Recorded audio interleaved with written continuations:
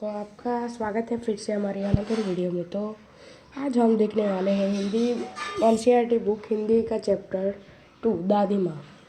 कमजोरी ही है अपनी, पर सच तो यह है कि जरा सी कठिनाई पड़ते बीसों गर्मी बरसात और वसंत देखने के बाद भी मेरा मन सदा नहीं तो प्राय अनमना सा हो जाता है।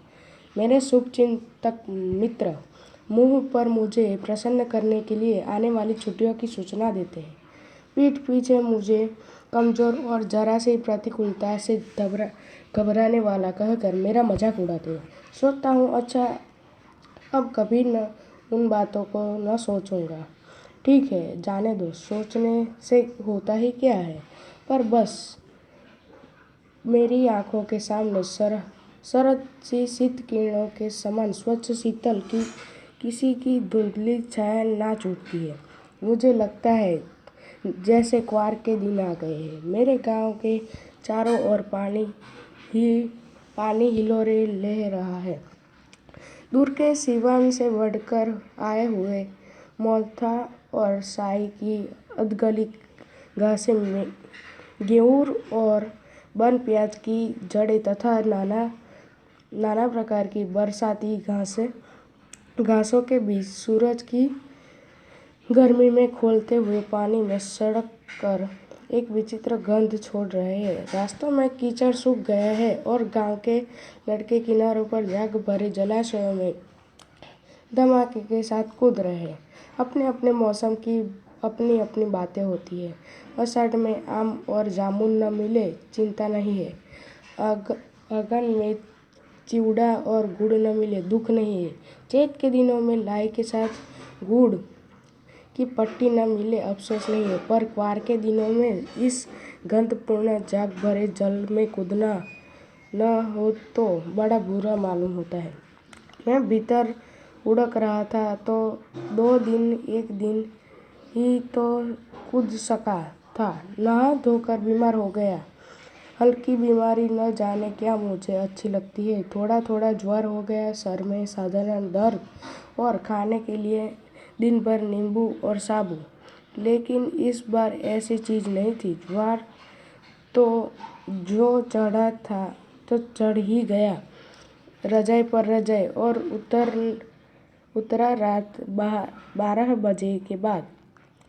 दिन में चादर लपेटे सोया था। दादी माँ आई, शायद नहाकर आई थी उसी झाग वाले जल में। पतले दुबले स्नेह शरीर पर सफ़ेद किनारीहीन धोती सन उन्होंने सर पेट छुए। आंचल की गांठ खोल किसी अदृश्य शक्तिधारी के चबूतरे की मिट्टी मुंह में डाली, माथे पर लगाई, दिन रात चारपाई के पास बैठी रहती। कभी पंखा जलाती, कभी जलते हुए हाथ पैर कपड़े से सहलाती, सर पर दालचीनी का लेप करती और 20 बार छू छू कर ज्वर का अनुमान करती। हांडी में पानी आया कि नहीं, उसे पीपल की छाल से छोंका कि नहीं, खिचड़ी में मूंग की दाल एकदम मिल तो गई है, कोई बीमार के घर में सीधे बाहर से आकर तो नहीं चला गया, आदि लाखों प्रश्न पूछ कर घर वालों को परेशान कर देती। दादी माँ गवाई गांव की 50 किस्म की दवाइयों का नाम याद थे। गांव में कोई बीमार होता उसके पास पहुंच जाती और वहाँ भी वही काम करती। हाथ छूना, माथा छूना, पेट छूना, फिर भूत से लेकर मलेरिया, सरसाम, निमोनिया तक का अनुमान विश्वास के साथ सुनाती। महामारी विषुचिका के दिनों में रोज सवेरे उठकर स्नान के बाद लवंग और गुड़ मिश्रित जलधार, गुग्गल और धूप, सफाई कोई इनसे सीख ले। दवा में देर होती, मिश्र या शहद खत्म हो जाता, चादर या गिलाफ नहीं बदलते जाते तो वे जैसे पागल हो जाती। बुखार तो मुझे अब भी आता है। नौकर पानी देता है, मैं महाराज अपने मन से पकाकर खिचड़ी या साबू। डॉक्टर साहब आकर नाड़ी देखते हैं और कुनेन मिक्सर शीशी की तिताई के डर से बुखार भाग भी जाता है। पर न जाने क्यों ऐसे बुखार को बुलाने का जी नहीं होता। किशन भैया की शादी तय हो गई। दादी माँ के उत्साह और आनंद का क्या कहना। दिन भर गायब रहती, सारा घर जैसे उन्होंने सर पर उठा लिया हो। पड़ोसी ने आती, बहुत बुलाने पर दादी माँ आती, बहन बुरा न मानना, कार परोजन का घर ठहरा, एक काम अपने हाथ से न शुरू किया तो होने वाला ही नहीं है। जाने न क्यों सभी जानते थे कि दादी माँ कुछ नहीं करती, पर किसी काम में उनकी अनुपस्थिति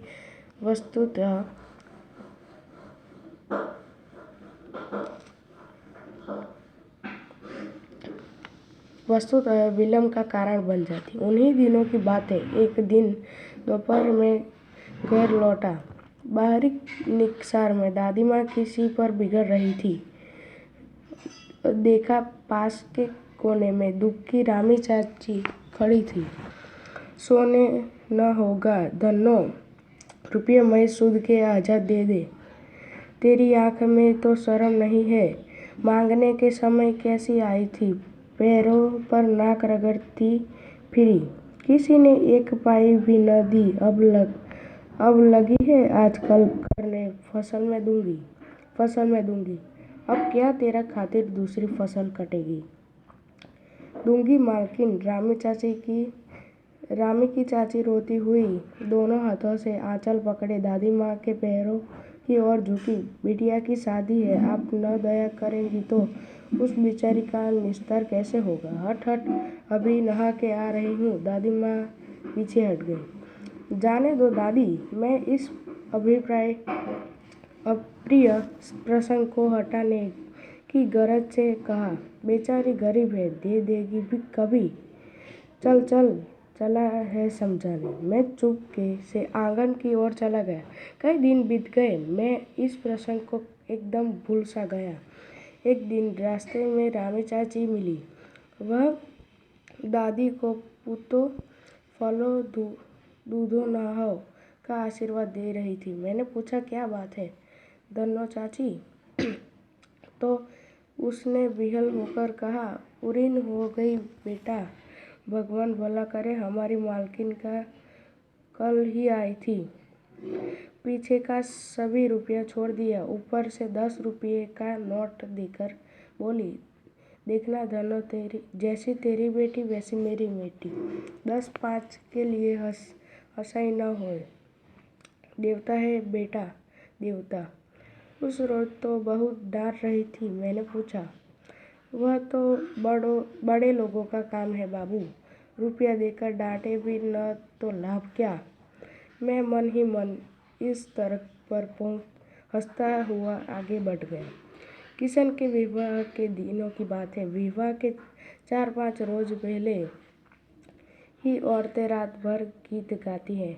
विवाह की रात को अभिनय भी होता है। यह प्राय एक ही कथा का हुआ करता है। उसमें विवाह से लेकर पुत्रोक्ति तक के सभी दृश्य दिखाए जाते हैं। सभी पाठ औरतें करती है।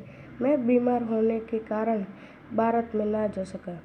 मेरा भाई राघव दालान में सो रहा था। वह भी बारात जाने के बाद पहुंचा था। औरतों ने उस पर आपत्ति की। दादी माँ बिगड़ी, लड़के से क्या पर्दा।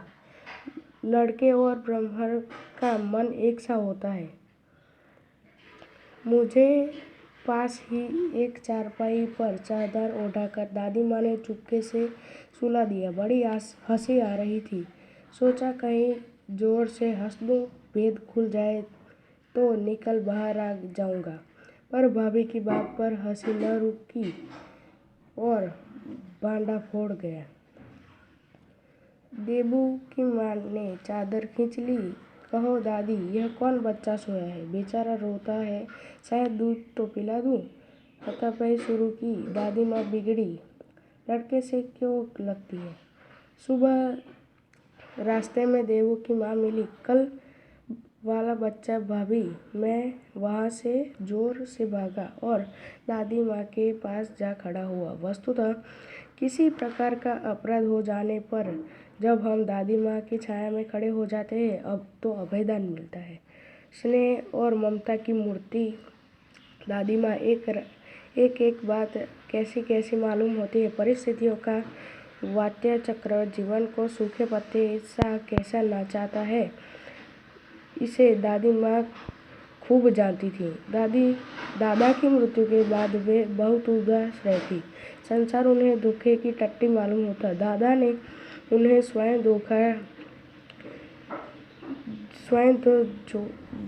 जो धोखा दिया, वे सदा उन्हें आगे भेजकर अपने पीछे जाने की झूठी बात कहा करते। दादा की मृत्यु के बाद कुकुर मरते की तरह बढ़ने वाले मुंह में राम बंगल में छुरी वाले दोस्तों की शुभचिंता ने स्थिति और भी डामाडोल कर दी। दादा के श्राद्ध में दादी माँ के मना करने पर भी पिताजी ने जो अतुल संपत्ति व्यय की, वह घर की तो नहीं थी। दादी माँ एक सर उदास रहा करती। माह के दिन थे, कड़ाके का झाड़ पड़ रहा था। पछुआ का सन्नाटा और पाले की शीत हड्डियों में घुसी पड़ती। शाम को मैंने देखा दादी माँ गीली धोती पहने कोने वाले घर में एक संदूक पर दिया जलाए हाथ जोड़कर बैठी है। उनके स्नेह कातर आंखों में मैंने आंसू कभी नहीं देखे थे। मैं बहुत देर तक मन मारे उनके पास बैठा रहा। उनकी आंखें खोली। दादी माँ, मैंने धीरे से कहा, क्या है रे, तू यहाँ क्या बैठा है? दादी माँ, एक बात पूछी, बताओगी ना? मैंने उनकी स्नेहपूर्ण आंखों की ओर देखा। क्या है, पूछ। तुम रोती थी। दादी माँ मुस्कुराई। पागल, तूने अभी खाना नहीं खाया है? चल चल, धोती तो बदल लो। दादी माँ, मैंने कहा, मुझे सर्दी गर्मी नहीं लगती बेटा। वे मुझे खींचती रसोई में ले आई। सुबह मैंने चारपाई पर बैठे पिताजी और किशन भैया मन मारे कुछ सोच रहे हैं। दूसरा चारा ही क्या है? बाबू बोले, रुपया कोई देता नहीं, कितने के तो अभी पिछले भी बाकी है। वे रोने रोने से हो गए। रोता क्या है रे? दादी माँ ने उनका माथा सहलाते हुए कहा, मैं तो अभी हूँ ही। उन्होंने संदूक खोलकर एक चमकती सी चीज निकाली। तेरे दादा ने यह कंगन मुझे इस दिन के लिए ही पहना था। उनका गला भर आया। मैंने उसे पहना नहीं, उसे सहज कर रखती आई हूँ। यह उनके वंश की निशानी है। उन्होंने आंसू पोंछकर कहा, पुराने लोग आगे पीछा सब सोच लेते हैं बेटा। सचमुच मुझे दादी माँ साफ भ्रट देवी सी लगी। धुंधली छाया विलीन हो गई। मैंने देखा कि काफी चढ़ गया है। पास के लंबे खजूर के पेड़ से उड़कर एक कौवा अपनी घिनौनी काली आंखें फैलाकर मेरी खिड़की पर बैठ गया। हाथ में अब भी किशन भैया का पत्र कांप रहा है। काली चींटियों सी कतारें धूमिल हो रही है। आंखों पर विश्वास नहीं होता। मन बार अपने से पूछ बैठता है, क्या सचमुच दादी माँ नहीं रही? अब हम उसका सारांश देखेंगे। लेखक को जब तब अपने गांव घर की याद आती है। विशेषकर उनसे दादी माँ का गहरा लगाव रहता है।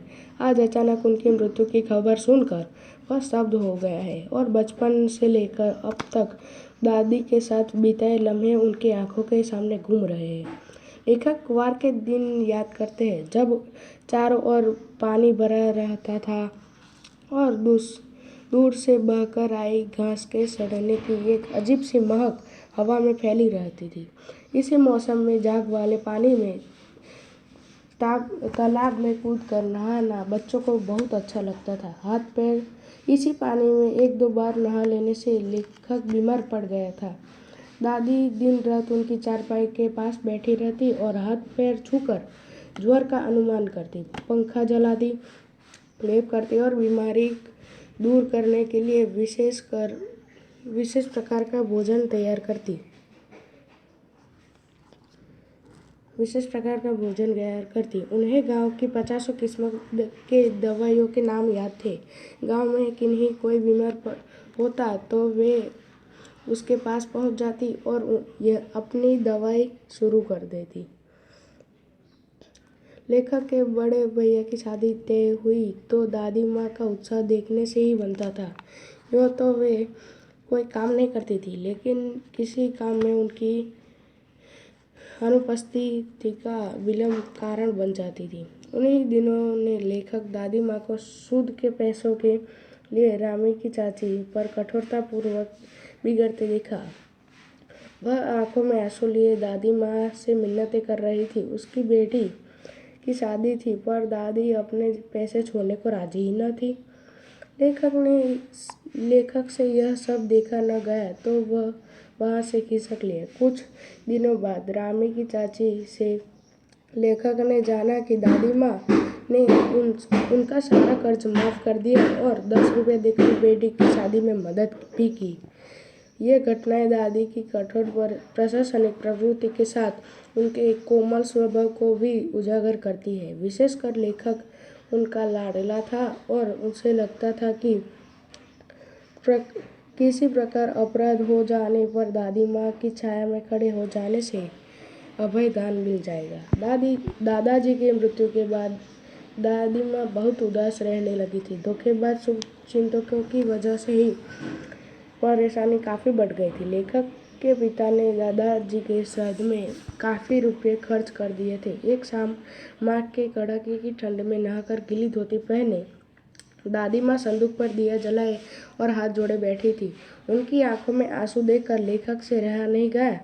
उन्होंने दादी से रोने का कारण पूछा। दादी माँ मुस्कुराते हुए प्यार से उन्हें खींचकर रसोई में खाना खाने ले आई। अगले दिन लेखक ने देखा कि दादी माँ ने दादाजी की दी हुई निशानी सोने के कंगन संदूक से बाहर निकालकर पिताजी को दे दिए ताकि वे अपना कर्ज चुका सके।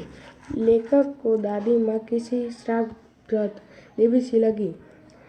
लेखक अतीत से वर्तमान में लौट आए। वह बड़े भैया का लिखा पत्र अब तक उसके हाथों पर कांप रहा था और वह यकीन नहीं कर पा रहे थे कि दादी माँ सचमुच में अब इस दुनिया में नहीं रही। कैसा लगा वीडियो? अच्छा लगा हो तो लाइक कीजिए, शेयर कीजिए और सब्सक्राइब करना ना भूलना। Bye bye.